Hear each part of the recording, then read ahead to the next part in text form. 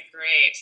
Well, good day to everyone, and we have a full house today. There's still a couple people joining, so I'll do my best to let them in as they join.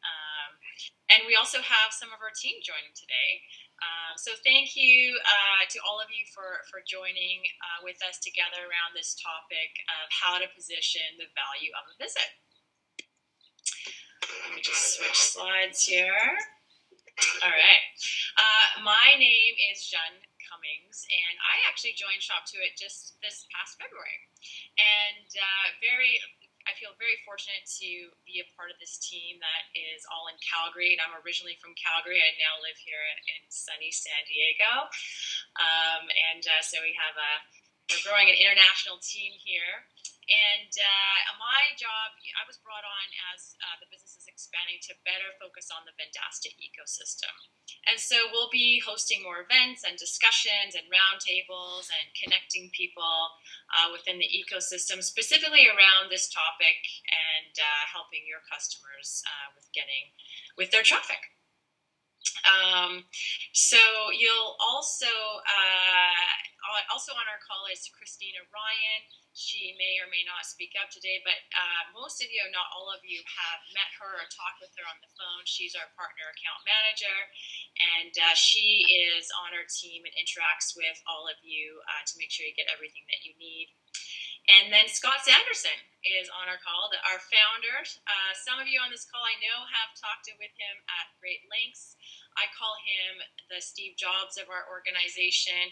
He is, has very many futuristic ideas on where digital marketing and traffic is going. And so part of my job is keeping him focused.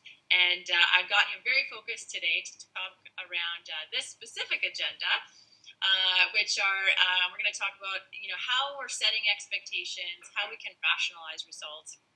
And then if we need more, how we can prove results with attribution tools. So without further ado, I'd love to pass it over to you, Scott. We've got 30 minutes together, 15 minutes just on this presentation, and then 15 minutes on discussion. Hey, welcome everybody. Some of you I've met, talked to in different things as we learn what we need to be doing to help you guys flourish using what we consider as a great tool. So I'm Scott, as Jeanne said. I'm not sure how I feel about Steve Jobs, but it doesn't matter. I guess he's not around anymore. But I owned a mid-sized agency for 20 years here in Calgary, and so I very much know the walk that you guys are walking in. And it was really what started the idea of Shop2It, and really bore out of it's just too time-consuming and labor-expensive to try and run Google ad campaigns. They work awesome. They deliver high returns if you do them properly. But you couldn't afford to take on a small budget guy because all the money went to the staff, to labor, to run the damn things. So we built directly with Google an integration directly into Google Ads to try and automate all aspects, creation, targeting, reporting, keywords, building, bidding, so that you could turn them on with reckless abandon, keep them going for small budget guys that gives them a consistent, steady stream of customers. So just to show you, so it's been about a year since we got into the Vendasta marketplace. Brendan King, the CEO of Vendasta, approached me directly and said, we need something because we don't have tools that do what you do. And so we modified it and built to be in the Vendasta marketplace to get to work with the resellers. So it's new for us. We're really sponges trying to make sure we understand what it is that we need to do with our partners, which are you guys, to make sure that your business is growing and thriving using our tool. What do we need to adjust? What do we have to do better? And that's what these are all about. So right now, an average campaign that you guys are running on the Vendasta platform is a $336. I always love these numbers. It's $336 a month, but that's what it is. That is an average campaign. That's wholesale. It delivers 7,600 impressions or introductions. So that's the ads being shown to engage shoppers in the target market or buyers, with 285 engagements, which is what you'll call a click-through, and our average cost per click is $1.18. Now, the industry average is $2.69. That's Google's publicly stated industry average for a click. So you can see we are less than half the price. So how do we do that, and what does that mean? Well, we buy very, very, very long tail keywords. So the average campaign, even a campaign for $100 a month, has 905 keyword combinations that are constantly being underbid and under management to get that traffic. So that leaves you guys an awful lot of room for margin. And so you can build a recurring profit stream because we're able to get quality traffic at less than half of what it would typically cost to do it, just by the nature of computers running very long tail keyword bidding strategies for your client. So today, we just wanted to start with showing you what is going on to help set your expectation. And then we want to talk about how to set a customer's expectation. So I remember this, lived it for many years. Every time somebody started to run an ad campaign or to spend money, they always had the same question. Hey, I gave you money. I don't think I got any customers. What's going on? Right? And I think it's anybody who's been in the advertising world or the marketing world recognizes that it takes time and they have to set expectations. And the first thing that we really learn, and I know that you guys all do this, is you've got to set the expectation by switching the conversation with a customer to lifetime value. You've got to get them off of stop tracking orders and sales and start tracking the value of customers. It just makes everything so much better and easier. I don't buy one pair of running shoes in my life. So my lifetime value is not $100, right? I buy a pair of running shoes every 6 months for the rest of my life. What's that lifetime value? It's that. And I know we all know that, but it can't be reiterated enough because it's the first big place where people, particularly in the e-commerce world where they're selling things online, they think of it as an order. And if I buy hand soap from you once a month, I don't go back to Google, click on the ads to find you the next time. You treated me well, I'd go to you directly and buy again. So lifetime value is the first thing. Second thing that we always talk about setting expectations with customers is a conversion rate. Somehow customers think that every visit should turn into a customer. Every visit should be a sale. And if that's not happening, somehow you're running their campaign or their digital marketing wrong for them. And you've got to have an open conversation with them early, in my opinion. Like a quarter of all websites have less than 1% conversion. It's 1%, right? The industry average is 2.35%, including all e-commerce and everybody. In fact, the top 25% of all websites convert at 5.3%. And Amazon itself, the king of this space, converts at 9.5%. So if you can establish this expectation with a customer, and they're looking at it saying, well, I think I should convert at 25%, it's more like, so you think you should be 2 times better than Amazon? Like, how do you plan to do that? And setting that expectation for conversion, I think, is critical, whether it's an ad campaign, digital marketing, SEO, whatever it is, that's critical and something that always needs to be worked on. And then third is time frame. So I think they always think, hey, a visitor was on my site, they spent 2 minutes on there, I didn't see an order, they didn't call me, it didn't happen right away. And there's a great study published by Salesforce.com. So this is an online CRM, we're all familiar with Salesforce. Their average conversion time frame is 84 days. So from the time someone visits a site to the time they actually convert to a lead is 84 days. So again, it's setting that expectation with your customer saying, what do we think it should be? How many times does someone come and visit a site before they actually take the initiative to say, yeah, I am ready now to talk to you about getting my roof redone or about hiring an accountant or about buying those sneakers, whatever it is. So setting that time frame conversation, I think, is really critical. But the real big one is alternatives. So if you're not running ad campaigns in Google, what else are you doing to try and get the return on ad spend? Like, it is the biggest ad engine the world has ever seen. It's bigger than television, and it's bigger than everything else. And it is the reason there is a Google. And why is because it is technically the holy grail.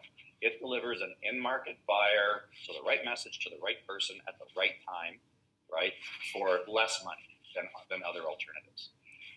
A great example, again, when you're talking about running a Google ad campaign, is it's interesting that Google's number one competitor, which is Amazon these days, right, fastest growing search, number one competitor, is also its number one customer.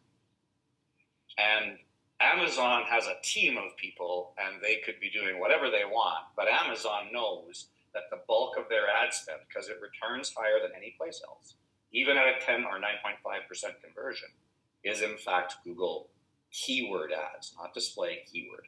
So that's kind of that setting of an expectation part that I think has to happen early so that you don't have customers, frankly, harassing you. Where is it? Where is it? Where is it? Where is it? We want to talk to them. I get that.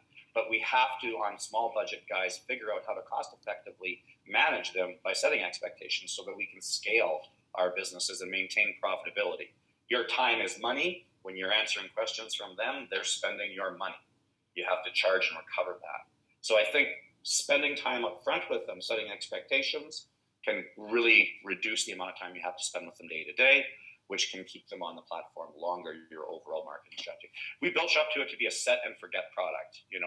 Put $100 to $300 to $500 a month into an ad campaign, combine it with SEO tactics, combine it with conversion, create a bundle in the Vendasta marketplace, reputation management, listings, and go. I look after your business, Mr. Customer. Here we go.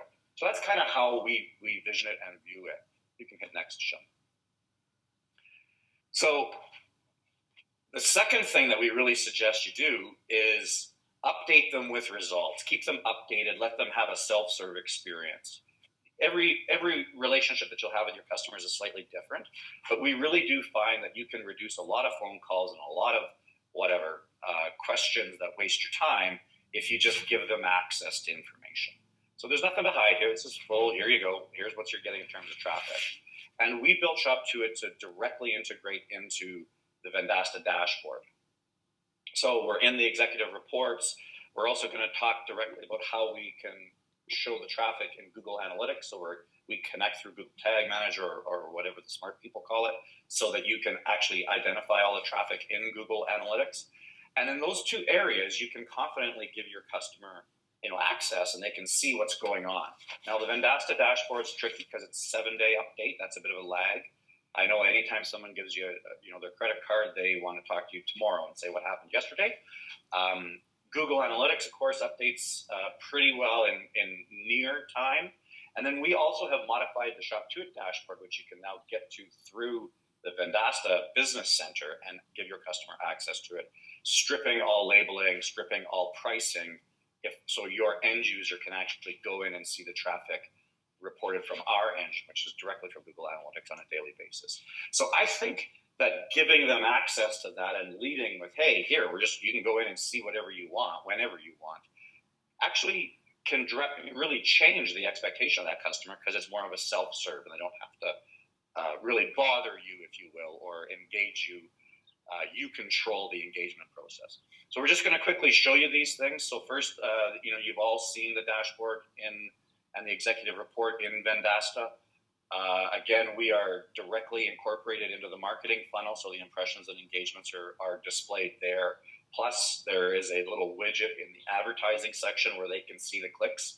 Again, it updates every 7 days, which is how Vendasta's product works. But this is a great way. Email goes to customer, click on the link, go into Business Center, see that something's happening, good enough in many cases, particularly on small budgets, if it's set up properly, alternatives, what they can expect and whatnot. Also in the Vendasta dashboard, we've now added so that you can let that customer see directly into the Google Ads for very small business, which will pop our dashboard. And our dashboard looks like this. So we've got two versions. One is for, you can go next, John. One is for the end user, which is, here's the impressions, here's the clicks, here it is by day. You can see what's going on. There's no reference to branding. There's no reference to pricing. There's no reference to cost per click. So you can, with confidence, go to them and say, you don't need to call me to ask me what's going on. Just go check. And then we've also, we look at it like that is the customer sort of, verifying that you're doing something, that they're almost auditing you as the supplier. And then the view for the reseller, you guys, so the system automatically knows based on how you set up the account who's who. You still have access to 100% full disclosure from our back end. This is what was spent on Google. This is the average cost per click. You can run reports. You can see whatever you need to see, forwards, backwards, upside down, if you prefer to use us instead of Google Analytics to do it. And if you hit next, you also have access to all of the different, top keywords, geographic areas, what's performing better, and whatnot. So we're trying to give you enough information in there that you don't have to go into Google Analytics. But if you are a Google Analytics type person and you do use it, every bit of traffic is tagged from the ad campaign that you set up through us and shows up as a source. It shows up as Google CPC in analytics. So you can isolate it. Again, there's no cost per click or pricing or fear of the customer actually knowing the wholesale cost of the campaign. And away you go. So you can give them access to Google Analytics. You can create reports. You can do all kinds of stuff in there. If you prefer to do that over, say, Vendasta or us, it is there. I find Google Analytics to be complicated. I think it scares people. But there is a lot of relevance saying, look, you can go in yourself and check. Like, you don't need to call me to see what's going on. You can go do it yourself. And that goes a long way into, the profitability, I think, of the practice. Next, Jim. So you can see there's lots of access to data, but that data is quality people on sites, or not even quality, just visits on sites that are targeted in a market. So what do you do about attribution, which is how do I know if I'm actually getting sales or orders from this? Now, if they're not e-commerce, this is very challenging. And on a small budget campaign, I think it's reasonable to set the expectation with them of saying, hey, you're spending $500 a month, right, in total. How much do you want me to spend on proving to you that it works? Like, is it set and forget, or is it really something that we have to have a high degree of attribution? If we do, then great, there are things we can do. So you can fire up chatbots, which we're just in the Vendasta marketplace. There's a product called Rake. We're just doing some tests with it right now, where you can actually start to prove who those people were using a chatbot, getting an answer, getting an email, as an example, on a click-through that goes through off of the campaign. And that can be a really useful way. And we'll come back to you with some ideas around that. There's this whole new category of things called visitor identification software and funnel management and lead management. And then, of course, there's Google Analytics and goal setting. And there's basic goals and enhanced goals. And I'm just going to quickly show you some of these different things. Let's start with Google. So with Google Tag Manager now, it's pretty easy to set up any kind of goals, but you really should charge customers for this. Like this, if you're going to start to evaluate and establish and set up goals, I think it's reasonable to say there's a fee for that, right? But you can track and set goals for almost anything.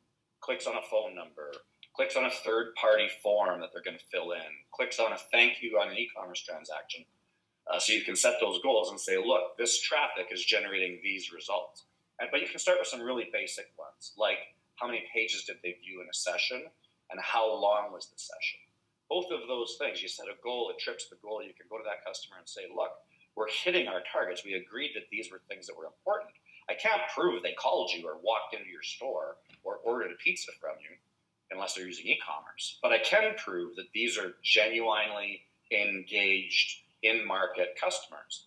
And over the course of a year, we can go back and look at, in 2019 or in 2020, your run rate was X, and after they hired you in 2021, it's Y. You spent Z, here's your return on ad spend, which is really the best proof, right? Taking it out over an annual basis and saying, here's what's going on.